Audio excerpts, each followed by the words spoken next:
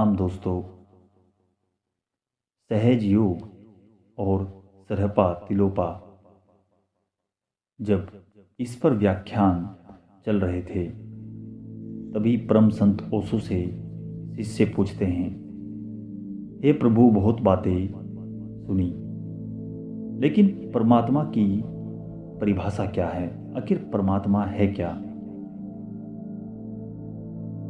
भगवान कहते हैं, परमात्मा की परिभाषा, परमात्मा और परिभाषा।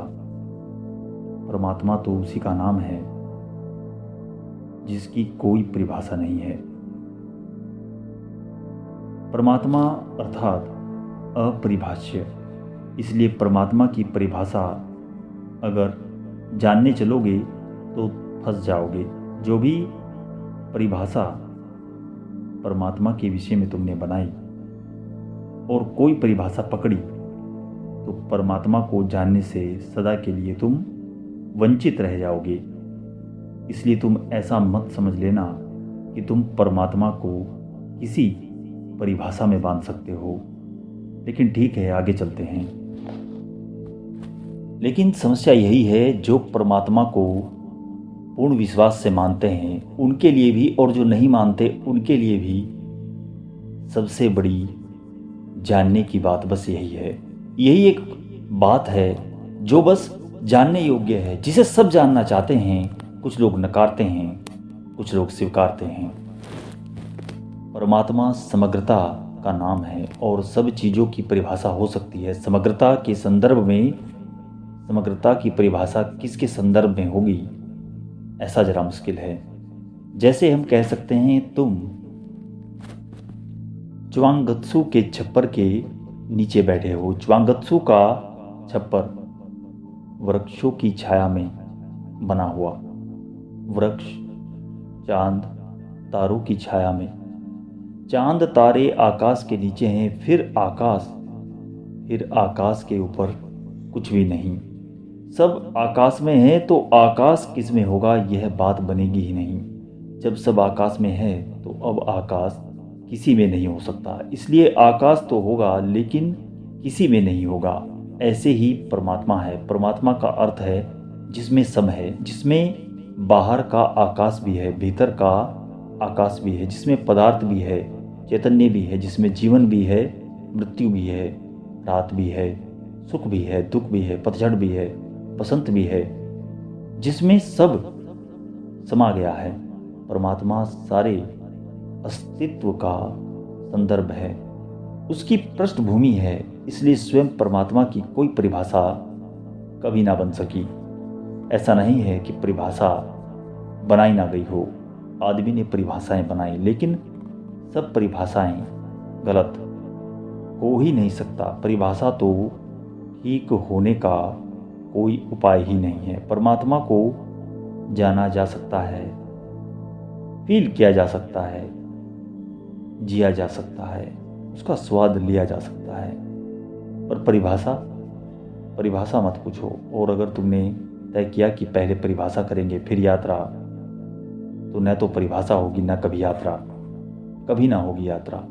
परिभाषा तो छोटी छोटी चीज़ों की हो सकती है। शब्दों की सामर्थ्य कितनी हो सकती है। शब्द में कुछ भी कहोगे सीमित होगा, परमात्मा सीमित नहीं, वो तो बढ़ता ही जाता है। जैसे ही कहोगे वैसे ही सीमित हो जाएगा। सत्य इसलिए कहते ही असत्य हो जाता है। बोले कि सत्य की विराटता चली गई। लाओ त्से जीवन भर चुप रहा, नहीं बोला। 1000 बार पूछा गया सत्य के संबंध में, चुप रहा, और सब चीज़ों के संबंध में बोलता था, लेकिन सत्य के संबंध में चुप रहता था। अंत में जब बहुत उस पर जोर डाला गया कि सत्य बताइए, उसकी तो उसने जो पहला ही वचन लिखा था वह था, सत्य बोला कि झूठ हो जाता है। यानी कि लाओ त्से कहते हैं कि फिर सुनो, सत्य बोला कि झूठ हो जाएगा। कोई बोला गया सत्य सत्य नहीं होता, कारण सत्य का अनुभव तो होता है निःशब्द में, शून्य में।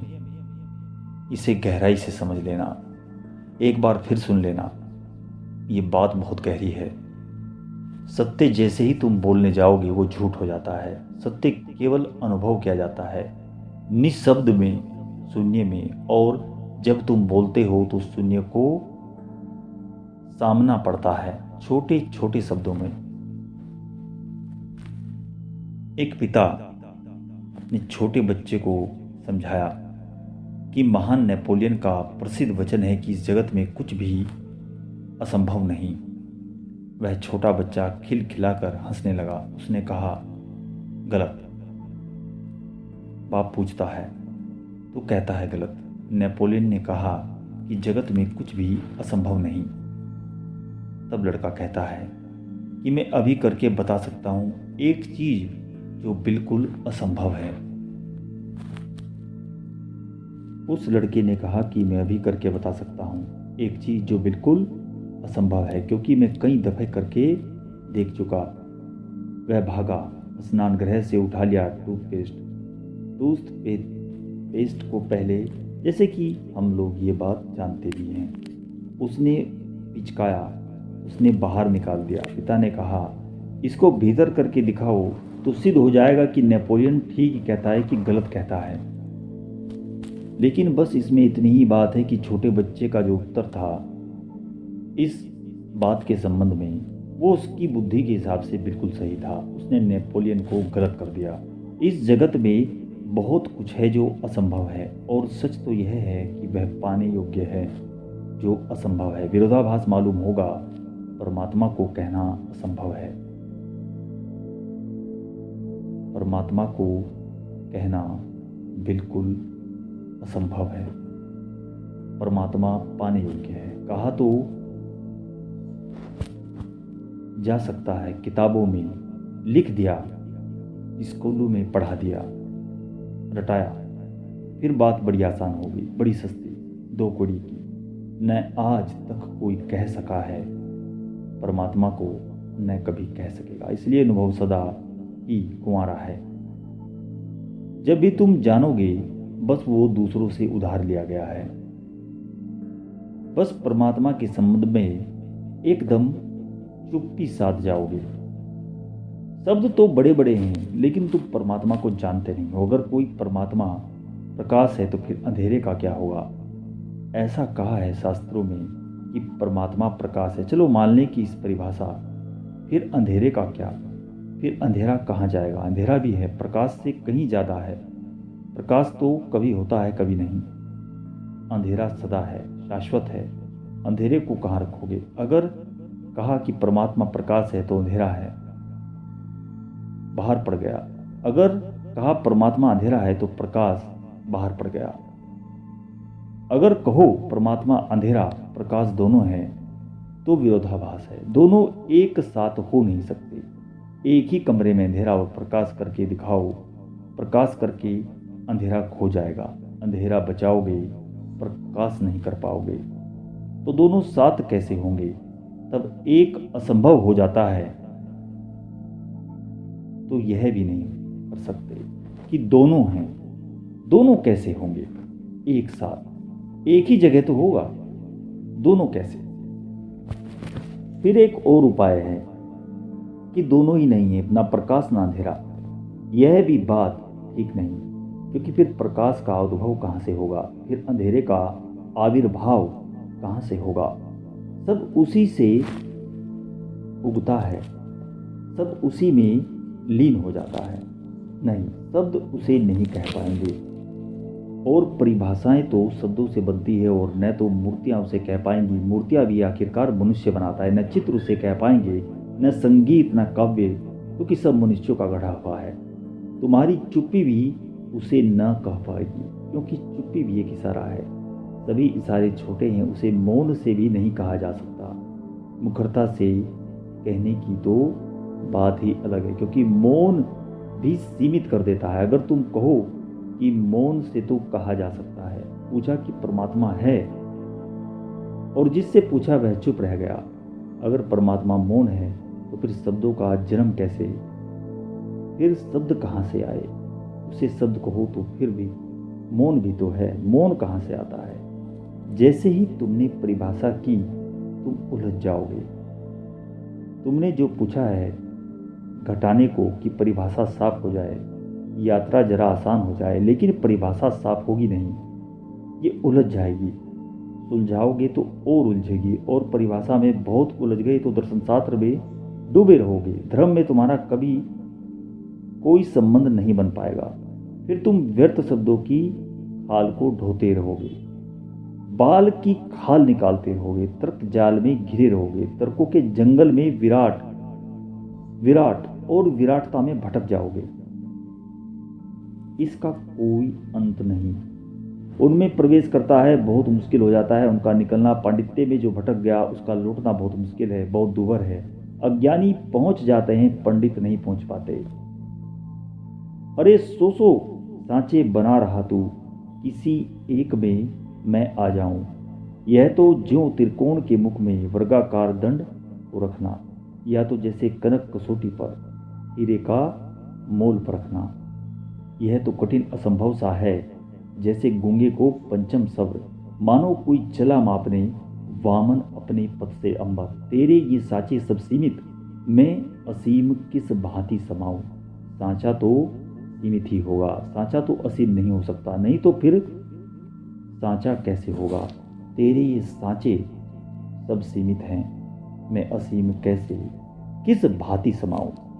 और आदमी ने कितने सांचे बनाए, जैनों ने, बुद्धों ने, ईसाइयों ने, मुसलमानों ने, हिंदुओं ने, पारसियों ने कितने सांचे ढाले। ये सारी दुनिया ये धर्म है। क्या परमात्मा को प्रकट करने के लिए की गई चेष्टाएं, परमात्मा की परिभाषाएं बनाने के उपाय।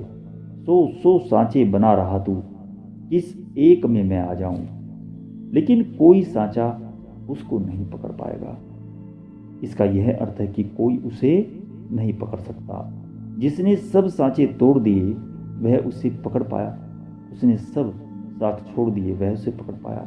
जिसने सारे संप्रदायों की सीमाओं का उल्लंघन कर दिया वह उसे पकड़ पाया।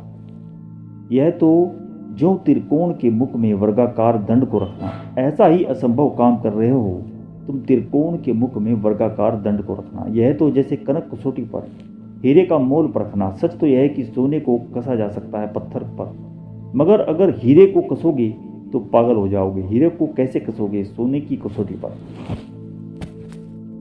शब्द बने जगत की अभिव्यक्ति के लिए, शब्द बने सामाजिक आदान प्रदान के लिए, शब्द बने दो मनुष्य के संवाद के लिए। इसलिए यह शब्दों की सीमा है। शब्द मनुष्य और परमात्मा के बीच संवाद हो सके इसलिए बने। मनुष्य और परमात्मा के बीच कोई परिभाषा नहीं। लेकिन जो दावेदार थे उन्होंने तो कहा, दावेदार जो मूढ़ थे उन्होंने तो कहा कि कोई किसी तरीके से तो सिद्ध कर दिया जाए। संस्कृत देव भाषा है, देव भाषा। फिर कोई कहता है कि नहीं, अरबी उसकी असली भाषा है, पुरानी अरबी में बोलता है। फिर कोई कहता है नहीं, अरमेक, क्योंकि जीसस अरमेक बोले।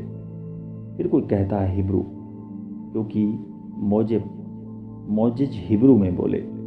जरूर मोजेज हिब्रू में बोले और कृष्ण संस्कृत में बोले और बुद्ध पाली में और महावीर प्राकृत में, मगर परमात्मा की कोई भी ये भाषाएं नहीं हैं। परमात्मा और मनुष्य के बीच भाषा का संबंध ही नहीं बनता। परमात्मा और मनुष्य के बीच संबंध ही तो तब बनता है जब सब भाषाएं गिर जाती है। मुखरता तो मुखरता है, मौन भी गिर जाता है, न मौन रह जाता है न मुखरता।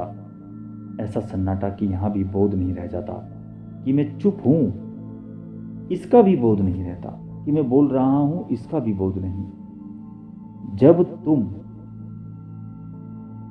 तुम्हें यह बोध कि मैं चुप हूं, जब तक ये बोध बना हुआ है तब तक जानना शब्द अभी मौजूद है, छिपे हैं। यह बोध भी ही शब्द में ही होगा कि मैं चुप हूं। जब तुम सोचोगे कि मैं चुप में हूं तो तुम कैसे सोचोगे कि चुप में हूं। तुम कैसे मानोगे कि भीतर मैं चुप हूं। जब तुम भीतर भी जानोगे कि मैं चुप हूं, तुमने शब्द बना लिए। चुप्पी भी शब्द बन गई। जैसे ही तुमने फील किया कि मैं चुप हूं, तो तुम चुप कैसे, वो भी तुम शब्द बना रहे हो। मौन हूं, मौन भी शब्द है। मुखरता भी खो जाए, न तो मुखरता बचे ना मौन बचे, पता ही ना चले तुम जानते ही नहीं, पर होश भी हो। ऐसी विस्मृति हो, ऐसी गहन विस्मृति हो, ऐसा नशा हो, ऐसी मादकता, ऐसी मस्ती। बैठो अस्तित्व के रस में, तब जाना जा सकता है। लेकिन संस्कृत कोई उसकी भाषा नहीं, अरबी, हिब्रू, अरमिक आदि कोई भाषा नहीं, कोई भाषा उसकी भाषा नहीं। दूसरे महायुद्ध में जर्मन हार गए। हारा हुआ सेनापति एक अंग्रेज सेनापति से बात कर रहा था कि हम हार कैसे गए, हमारी ताकत तुमसे ज़्यादा थी, हमारे सैनिक तुमसे कमज़ोर न थे, ज़्यादा शक्तिशाली थे, हम हार कैसे गए, तुम क्या कारण पाते हो हमारे हारने का। अंग्रेज सेनापति हंसा, उसने कहा, कारण यह है कि हम युद्ध के पहले परमात्मा से प्रार्थना करते थे। परमात्मा से की गई प्रार्थना का परिणाम है कि हम जीत गए, तुम हार गए। जर्मन सेनापति ने कहा, यह तो हद हो गई, प्रार्थना तो हम भी करते हैं हर युद्ध के पहले, प्रार्थना कारण नहीं हो सकती, क्योंकि हमने कभी प्रार्थना में कोई चूक न की। अंग्रेज ने कहा, लेकिन तुम किस भाषा में करते हो? जर्मन ने कहा, निश्चित जर्मन में। अंग्रेज बोला, बस बात साफ हो गई, परमात्मा को जर्मन आती है, परमात्मा अंग्रेजी बोलता है, जर्मन नहीं आती, वही तुम्हारी चूक है। दुनिया में 3000 भाषाएं हैं, हर भाषा का दावेदार सोचता है यही परमात्मा की भाषा है, यही होनी चाहिए, जो मेरी भाषा है वही परमात्मा की है। ये मनुष्य का कितना बड़ा अजीब अहंकार है। उसकी भाषा परमात्मा की भाषा, उसका रंग परमात्मा का रंग कैसे, उसकी ऊंचाई परमात्मा की ऊंचाई कैसे, उसका चेहरा परमात्मा का चेहरा कैसे। चीनी जब परमात्मा बनाते हैं तो नाक चपटी रखते हैं, स्वभाव तो चीनी और उसकी नाक लंबी नाक बनाए तो कोई अपना अपमान करेंगे। निग्रो उसकी प्रतिमा अपने हिसाब से, अपने जैसे उसके आकार प्रकार होते हैं वैसे। अब निग्रो और पतले होठ बनाए, निग्रो तो मोटे होठ बनाएगा, और निग्रो जब उसकी प्रतिमा बनाता है तो बाल घुंघराले होते हैं, स्वाभाविक है। हम अपनी प्रतिमा में परमात्मा को गढ़ लेते हैं, हम अपनी छवि में परमात्मा को गढ़ लेते हैं। हमारी भाषा उसकी भाषा है, हमारा जीवन उसका जीवन, हमारा जीवन जो जीने की शैली है उसकी शैली समझते हैं, हमारा आचरण उसका आचरण, हमारा शास्त्र उसके द्वारा दिया गया शास्त्र। कितने अहंकार के उपाय खोजे हैं मनुष्य ने, अहंकार के पीछे के रास्ते में अपने को भर रहा है। ये धार्मिक आदमी के लक्षण नहीं है। हमारा चेहरा उसका चेहरा, न हमारी भाषा उसकी भाषा, न हमारा रंग उसका रंग, न कोई रंग न कोई भाषा। भाषा नहीं है, सब भाषाएं उसकी हैं। वह कभी नहीं बोला, जो भी हो आज तक वह इतना विरोधाभास तुम्हें एक साथ समझने की क्षमता हो तो तुम यात्रा कर पाओगे। परिभाषा तो विरोधाभास से बचने का उपाय है। परिभाषा का अर्थ होता है साफ सुथरी व्याख्या। हम चले, दिशा निर्देश, हम चले, हम चल सकें, हम बढ़ सकें, बस भाषा ये है। बाकी तुम कुछ सोचो तो वो व्यर्थ है। वही परमात्मा किसी भाषा में कभी समाया नहीं, अनुभव में तो जरूर आया है, अनुभव खूब खूब आया है। जब जब अनुभव हुआ उसमें खूब खूब उतरा है, अनुभव में बाढ़ की भांति आया। परिभाषा न मांगो, अनुभव मांगो, शब्द न मांगो, साक्षात मांगो, सिद्धांत न मांगो, शास्त्र न मांगो, स्वानुभूति मांगो। लोक लोक के द्वार खोल दो, मैं कर सकूं तुम्हारा दर्शन। तुम बैठे थे अंतर मन में, जाने कब से अंतर्वासी। मैं तुमको पहचान ना पाया, तुम भी तो प्रभु रहे उदासी। कहाँ किसे मैं ढूंढ रहा था, किसके लिए विकल था अब तक। दो बूंद उमड़ी आंखों में, नत हो गया आप ही मस्तक। मत पूछो, पूछो मत मेरा, सुख क्या है कैसा आनंद। ईर्ष्या करो तपो आजीवन, समझो मैं कितना स्वच्छंद। आंसू से भीगी इच्छाएं कि बन गई यज्ञ की ईंधन। जैसे ही बिजली पकड़ ली गई, चमकी और हुई हो निश्चल। जैसे पारावार प्रलय का राशि राशि जल ही जल केवल। यह अबाध उल्लास ज्योति का, महाहर्ष का झांझिल है। अग्नि स्फुनिल छंद गानों से मुखरित जब हो रहा निखिल है। सूर्य चंद्र नक्षत्र और ये तारक ग्रह जैसे अचपल हो। जैसे दिवा स्वप्न टूटा हो और नए ही दिगमंडल हों। अवलोकन करने दो मुझको क्षण भर। करो रहस्य उद्घाटन। जिस दिन तुमको देखा कोई वस्तु देखने की न रही, कोई काम न कोई तृष्णा, अपनी ही संपूर्ण मही। अहे अनिवृत्त क्या बतलाऊं, कैसा रूप तुम्हारा है। यह दिव निहार धूप विद्युत या तरल अग्नि का पारा है। यह दिक्त गंध के रंध्र खोल दो, लहराने दो ज्योति समीरण। लोक के द्वार खोल दो, मैं कर सकूं तुम्हारा दर्शन। प्रार्थना करो परिभाषा मत खोजो, पुकारो परिभाषाएं ना बनाओ। जागो खोजो दूर नहीं परमात्मा। तुम बैठे थे अंतर्मन में, जाने कब से अंतर्वासी। अरे भीतर ही बैठा है तुम्हारे, उसकी परिभाषाएं क्यों खोज रहे हो। वह तुम्हारे भीतर बैठा है, उसकी परिभाषा मत खोजो। वह परिभाषा खोजने वाले में छिपा है। लौटो आंखें पलटाओ, कहाँ किसे में ढूंढ रहा था, किसके लिए विकल था अब तक। जिस दिन जागोगे उस दिन चूकोगे। किसे खोजते थे, व्यर्थ ही खोजते थे, व्यर्थ ही विकल थे, खोया ही नहीं था।